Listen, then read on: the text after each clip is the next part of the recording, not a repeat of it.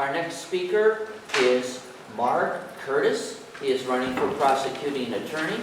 Marc has spent his entire professional life in the service of his fellow citizens. After graduating high school in Bay City, Marc enlisted in the Army, and his service took him around the world, including operations in Iraq during the first Gulf War.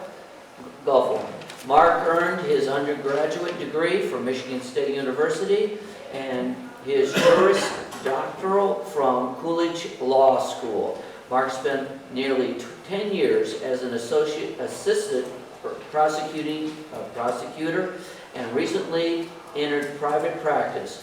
Marc and his wife, Mandy, a teacher at McMillan Elementary, has two daughters who attend school at Fruitport Community Schools. Marc.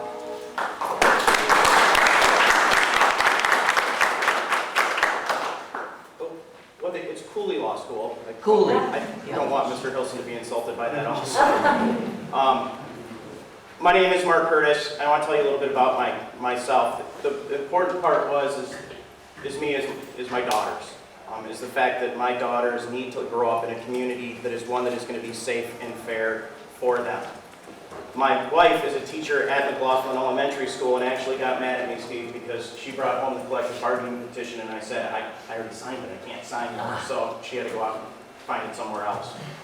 I believe in three principles. It's cooperation, fairness, and justice. And I think that those are three things that are missing from the prosecutor's office at this point in time. We have forgotten who we're there to serve. We have forgotten that the people we represent are the citizens of Muskegon County. And do we want those citizens to be hampered and handicapped at the very get-go and at the very beginning? And the answer is no. People that commit heinous, violent crimes, crimes against children, those types of crimes have to be prosecuted to the fullest and the max. But when you have a person who doesn't deserve that, who has a chance, who wants to be a productive citizen, who stands up and says, I made a mistake, then that person needs to get an opportunity to show that they can improve, not just saddled with a felony and move forward. The philosophy of the prosecutor's office needs to change. The leadership of the prosecutor's office needs to change.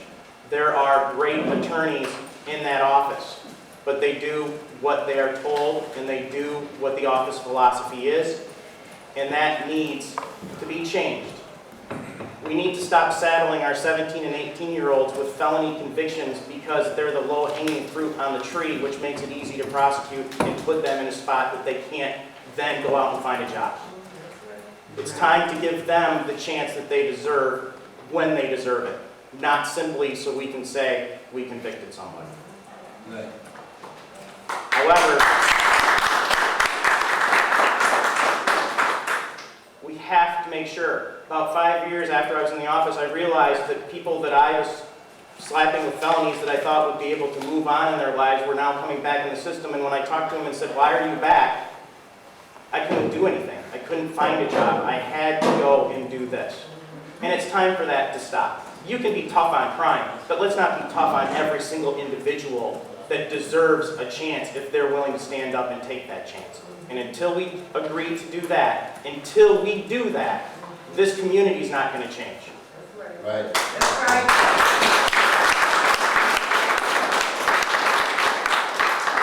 I ask for your vote on August 7th because I believe that we, as a community, can unite to improve this community based on that.